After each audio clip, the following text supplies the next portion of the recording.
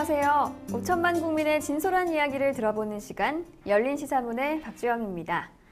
저희 열린 시사문에서는 대한민국 국민이 살고 있는 곳이라면 어디든지 찾아가서 그 지역의 생생한 이슈들을 알아보려고 합니다. 오늘은 시민과 함께하는 행복한 도시, 용인으로 가볼 텐데요. 저와 함께 용인에 다녀온 강희우 기자 나와 있습니다. 안녕하세요. 네, 안녕하세요. 강희우입니다. 용인의 시화는 분홍철쭉인데요. 철쭉의 임진능성상의 성장함은 시민의 강한 생활력을 보여주고 또 새봄에 개화되는 것은 근면성을 보여준다고 합니다. 직접 용인에 다녀오니까 철쭉의 기상을 몸소 느낄 수 있었네요. 저는 이 깊은 역사와 빛나는 문화유산을 보면서 이 붉은 자갈색을 가진 꿩이 용인을 상징하는 새로 제격이라는 생각이 들었습니다. 행복의 도시 용인이 있기까지 600년이라는 긴 역사가 있었는데요. 용인에 살아있는 역사와 유물들을 화면으로 만나보시죠.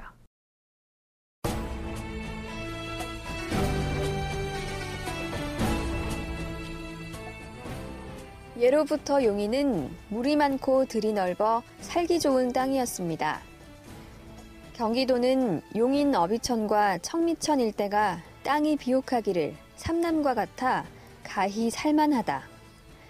택리지에서 나온 이 말은 살기 좋은 용인의 특성을 잘 보여줍니다.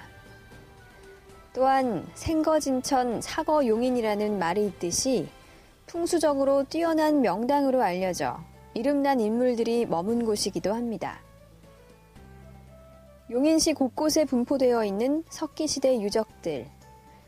용인 지역에는 구석기 시대부터 사람들이 집단적으로 거주하고 있었습니다.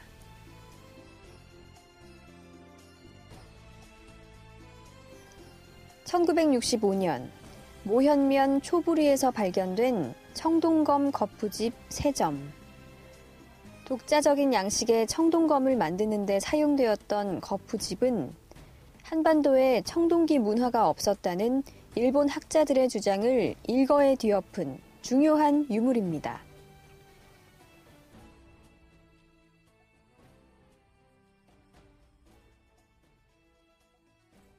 삼국시대 초기의 용인 지역은 멸호현이라는 이름으로 백제 영토에 속했다가 장수왕 때 고구려 영토로 편입되어 구성현으로 이름이 바뀝니다.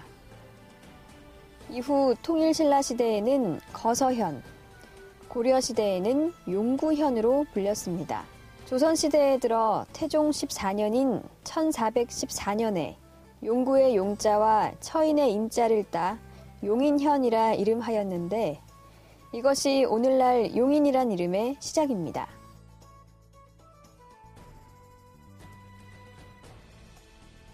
용인에는 호국의 기풍이 깃들어 있습니다.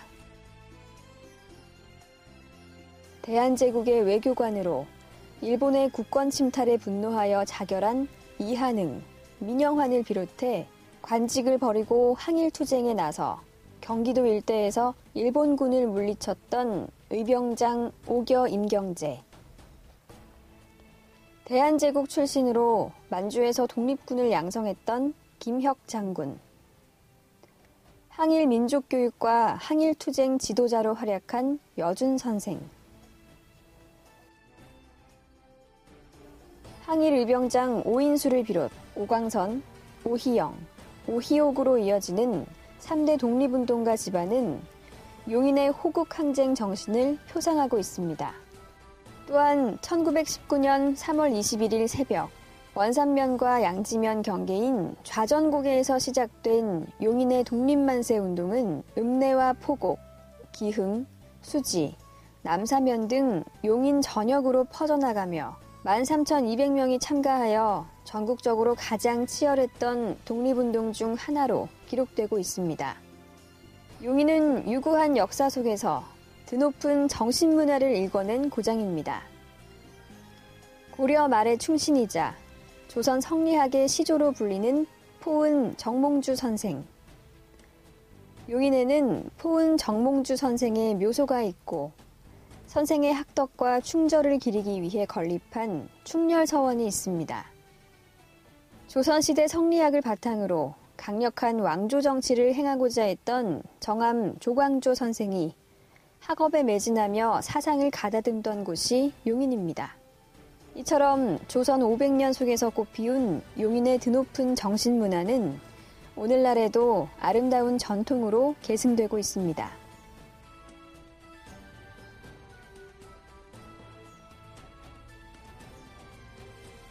용인의 수많은 역사 유적과 문화재들 중에는 국가에서 보물로 지정하여 보존하는 귀중한 문화유산들이 있습니다.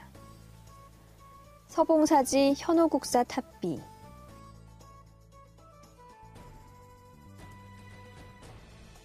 오희문의 쇠미록,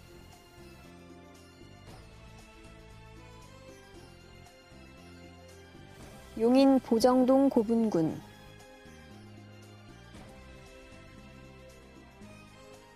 서리 고려 백자요지,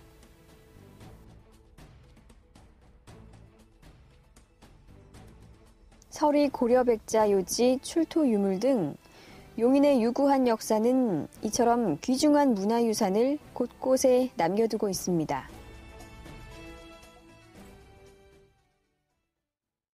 네, 용인의 깊은 역사를 쉽게 알 수 있는 영상이었습니다.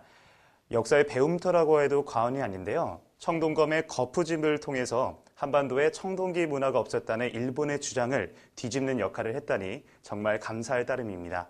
맞습니다. 그런가 하면 이 13,200명이 참가한 용인 독립만세운동은 전국적으로 가장 치열했던 독립운동으로 평가받고 있는데요. 그만큼 용인이 지금의 대한민국에 있기까지 큰 역할을 했다고 볼 수 있겠죠. 자, 그럼 이번에는 용인이 긴 역사를 바탕으로 어떻게 성장하고 발전해 왔는지 만나보시죠.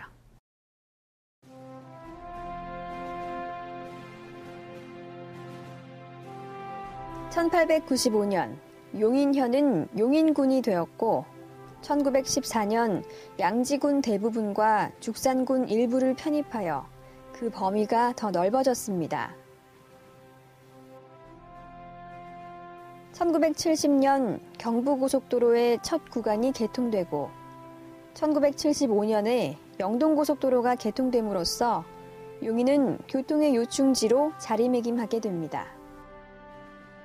고속도로 개통 이후 용인은 도시화의 길로 빠르게 들어섭니다. 신갈 지역을 중심으로 많은 중소기업이 들어섰고 1983년에는 삼성전자 기흥산업장이 문을 열었으며 1990년대부터는 기흥읍과 수지읍에 신도시가 들어서고 2000년대에는 흥덕지구의 개발이 본격화되면서 용인 북서 지역이 새로운 도심 지역으로 발전했습니다. 용인은 1996년 용인시로 승격됐으며 12년 동안 인구도 늘면서 경기도 5대 도시로 성장하게 됩니다.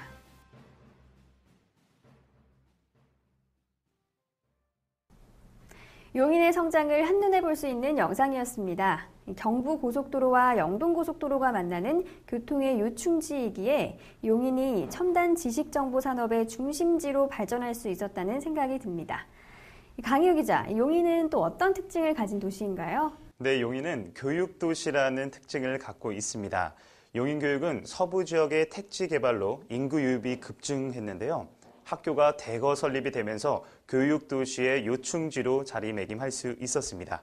자, 그럼 대학도시, 교육도시인 용인을 화면으로 만나보시죠.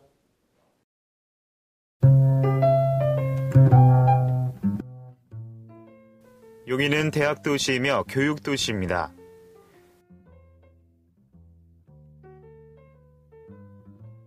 (1980년대) 이후로 강남대, 용인대, 단국대 등 서울 소재의 대학이 이전해오고 경희대, 명지대, 한국외대 등이 제2캠퍼스를 조성하면서 용인은 교육도시로서 주목을 받게 됩니다.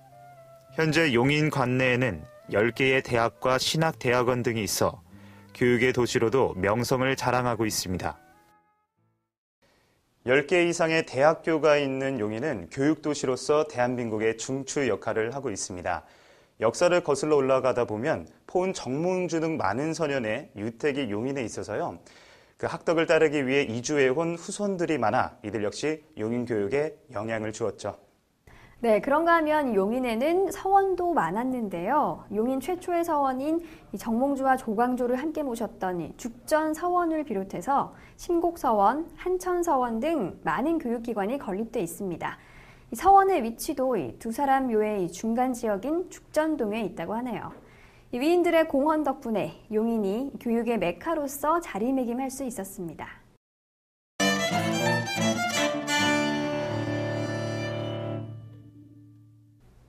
용인하면 에버라인이라고 불리는 경전철을 또 빼놓을 수가 없죠. 이 중전철과 비교했을 때 적은 수송 용량을 처리할 수 있는 도시교통수단으로 일량 또는 다량 편성이 가능한 전기철도 시스템입니다.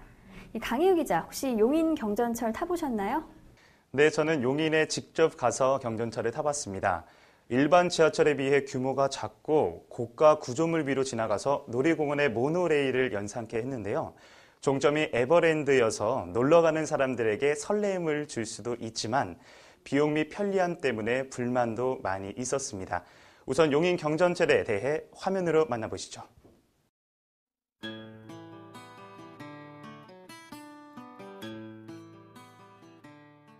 용인은 교통의 요충지로서 도농 복합도시로 성장했습니다. 2011년 분당선 전철이 기흥역까지 연장되었고 2013년 용인 경전철이 개통되면서 용인시는 한층 더 편리한 교통망을 갖추게 됩니다. 그러나 경전철 사업 등으로 계속해서 재정난을 겪고 있습니다. 또한 경전철 운행이 지연되고 환승 할인도 안 돼 시민들이 불편을 겪고 있습니다. 용인 경전철은 많은 장점이 있지만 4개월 만에 적자에 허덕이고 승객 수가 예상 수치보다 적다는 이유로 주민 소송에 휘말리기도 했는데요.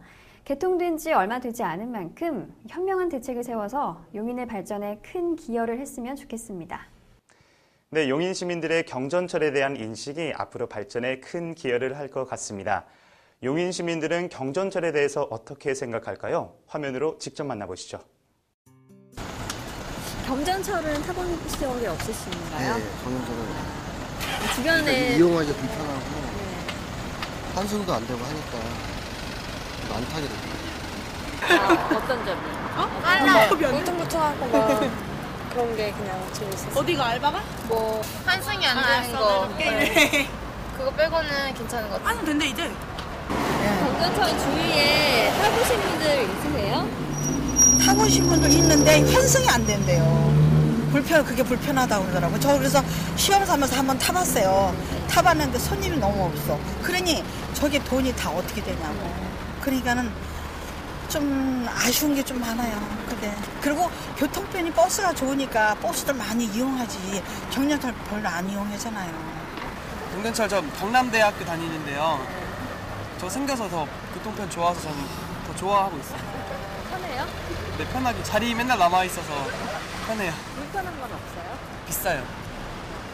그거 많이 없어요? 네, 그거 말고는 솔직히 없는 것 같아요. 손님이 너무 없어가지고 그 적자 운영해가지고 요새 기분들이 전부 안 좋아요. 시민들이, 저 주민들이. 그 뻔히 적자인지 알면서 말이야. 네. 정부가 잘못한 거예요. 가만히 있어도 다 알아서 해주는 걸. 왜 그랬나 모르겠어요, 시장이. 그 사람이 없는 데는 이유가 있을 거 아니에요. 불편한다든지. 불편한 건 왜냐면 일단 교통량이 버스가 다 자기가 목적지까지 운반해 주니까 수지에서 신갈에서 용인까지 오는 게 뭐냐면 거의 에버랜드 보고 또 오는 거 손님들이거든요. 버스가 다 오니까 그때 전적 탈 필요가 없지. 경전철 타보신 거 어때요? 놀이기구 타는 거 같았어요. 그리고 그냥 요금이 비싸서 안 타게 되고요. 앞으로 안 탈 거 같아요. 또 뭐 또 다른 점은 없나요? 그냥 옛날부터 생긴다고 했는데 좀 별로 안 좋았던 것 같아요. 반응도 안 좋았던 것 같고. 주변에 타본 사람들 반응은 어때요? 그냥 한 번은 그냥 생겼다고 해서 그냥 요금도 비싸고 그래서 안 타는 것 같아요. 경전철 타본 적 있으세요? 아까 방금 타고 왔죠? 네, 타보는 거 어때요? 근데 빠르긴 빠른데 환승이 안 돼서 좀 불편해요. 앞으로 뭐 자주 이용할 생각은 네, 어디 멀리 나갈 때 편리해갖고 저도 나갈 것 같아요. 경전철이요? 빠르고 근데 가격이 좀 버스보다 비싸서 그러기도 하고 환승도 안 되고 그래도 멀리 갈 때는 좋아요. 빨라서. 생기니까 좋긴 좋은 거예요. 그러면? 네. 아 근데 사람들도 많이 안 타고 해서 그래도 괜찮아요. 의자가 철이어가지고 딱딱해서 좀 불편해요. 앞으로도 계속 할 거예요? 네. 불편한 건 그냥 환승이 안 돼서 조금. 환승만 되면은 타고 다닐만 한데 이제 환승이 안 되니까 이제 버스를 타게 돼요. 앞으로도 계속 타실 거예요? 이제 환승이 만약에 안 된다고 하면은 뭐 그냥 가끔 이용할 것 같고, 뭐 만약에 환승이 되면 자주 이용할 것 같습니다. 친구분은요? 네. 저도 그걸 타본 적이 없어서. 아, 타본 거 없으세요? 버스 이용. 주변 반응은 어때요? 타본 분들. 주변 반응은 별로 타진 않는 것 같아요. 많이 안 네. 타보니까 어떠셨어요? 분마다 오기도 오고 뭐 그래서 편리하고 그렇게 했는데 예산을 충족하기엔 좀 아깝다는 생각이 들었어요. 어떤 점 때문에요? 사람들이 별로 타지도 않고 그래서 환승도 안 되고 1,300원이나 하니까 좀 비싼 것 같아요. 앞으로 계속 탈 생각 있으세요?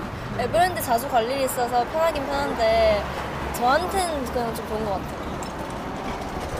많은 시민을 이렇게 좀 하기에는 부족한 점이 있다. 네, 좀 아까운 생각이 있는 것 같아요. 용인 경전철에 대해서 많은 이야기를 들어볼 수 있었는데요. 안타깝게도 이 부정적인 시선도 적지 않았습니다. 용인 시민들의 생각을 적극 반영하는 시정 운영이 필요할 것 같습니다. 네, 강희우 기자, 이 용인 경전철이 활성화되기 위해선 어떤 방법이 필요할까요? 네, 우선 용인시와 용인시민이 하나가 되는 것이 용인 경전철을 위한 방법이라고 생각이 듭니다.